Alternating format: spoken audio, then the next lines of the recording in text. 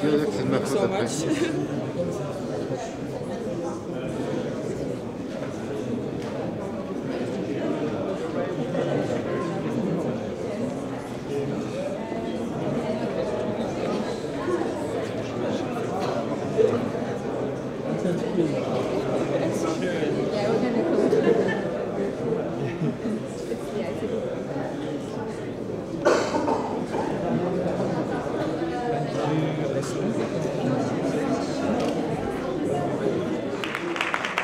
Bienvenue à la semaine de la critique.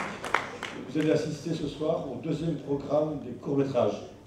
Je rappelle que le comité court est composé de 3 personnes. Fabien Gaffès de Positif et du Festival d'Amiens. Baptiste Etchegaray de France Inter. Et Bernard Paria, le coordinateur général de la Cinémathèque.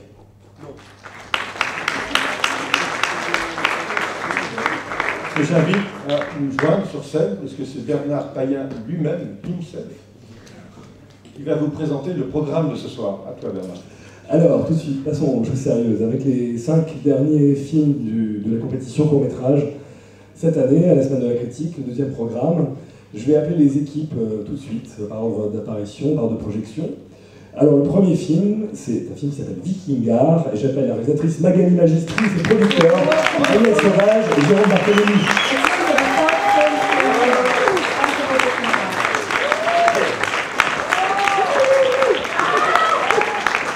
J'appelle ensuite l'équipe du film Common Play, le deuxième film que vous allez voir, avec sa réalisatrice Daria Belova, le chef opérateur Max Price, le jeune acteur du film Alexander Joseph Stone, Julia Gore, la comédienne, Stéphanie Cosi, le monteur, Martin Zani, le producteur, et Marcus Catch, producteur.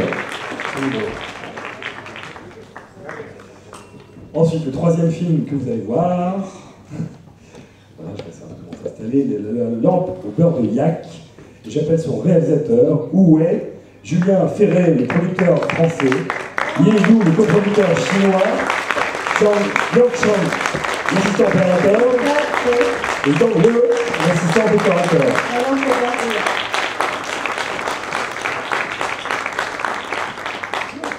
Avant le dernier film de ce programme, le film s'appelle Tao Serou, et j'appelle le réalisateur Rod Raslund et le comédien Tashi Wangai, ainsi que le chef opérateur Michael Atton.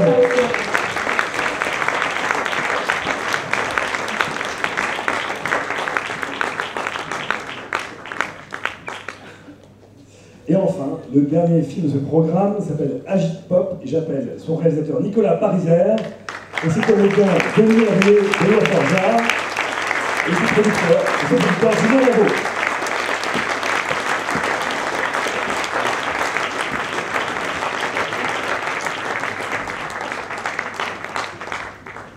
Alors tout de suite, un petit mot de chacun, chacune, Magali. Bonsoir. Je voulais remercier la semaine de la critique pour leur bonne humeur et leur générosité. Et puis voilà, on est les 3 vikings du programme ce soir. J'espère que vous serez plus convaincus par ceux du film. Bonne projection. Yeah, I wish you a very good screening, and we are very thankful to Semaine de la Critique that we are here. It's a very nice selection, I think. And about our film, I would say that it's dedicated to a memory of my father. Thank you very much and enjoy the screening. Bonsoir, merci d'être venu. Bonne projection. Yeah, thank you for coming. We feel very privileged to be screening as part of Critics Week, so thank you to Critics Week for selecting the film. And just a big thank you to these 2 guys who were instrumental in making the film happen. So enjoy the screening. Cheers. Et je remercie aussi la semaine de la critique de son accueil et de sa confiance, et je vous souhaite une bonne projection. Merci à tous et très, très bonne projection. La première question, c'est ça, quelle était une question très banale, mais quelle était la première source d'inspiration? Est-ce que c'était vraiment de filmer ces paysages-là, parce que c'est filmé en Islande, je crois, ou c'est une partie de votre vie?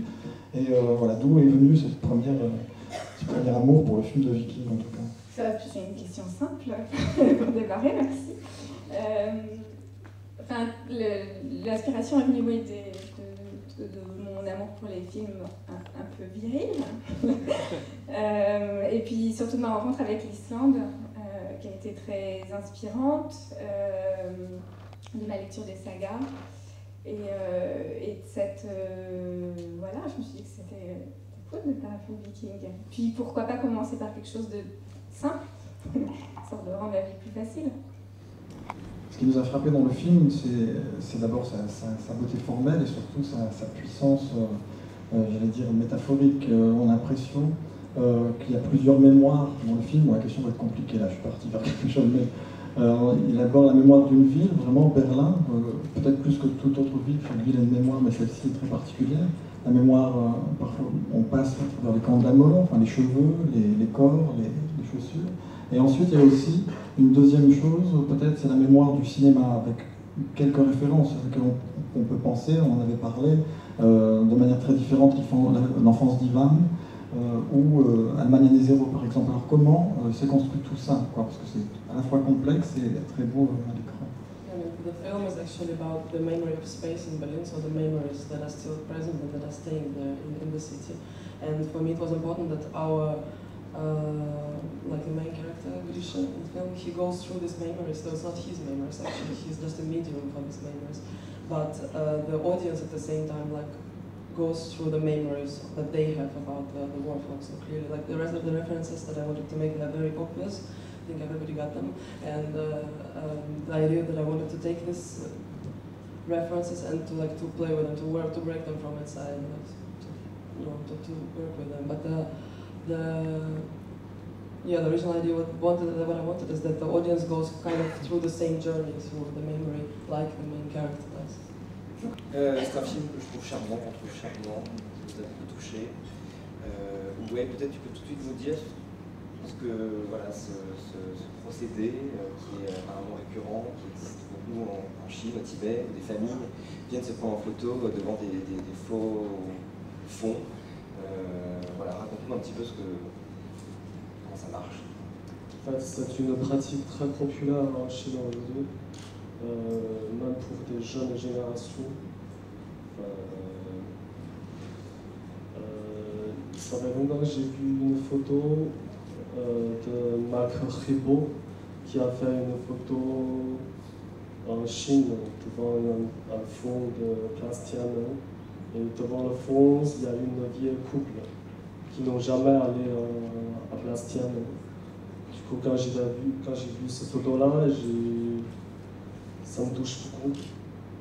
Donc, j'aimerais bien faire un film. Enfin, c'est cette photo qui m'a donné une idée de faire ce film-là. C'est très simple. Et pourquoi ça vous a inspiré? Vous nous en dire plus? Cinématographiquement, pourquoi soudainement vous êtes passionné pour cette région? It's so remote up there, and I grew up in the country in Australia, so I guess I'm interested in cultural differences and similarities, and of course it's an amazing environment to be in and has a kind of spiritual effect on you, so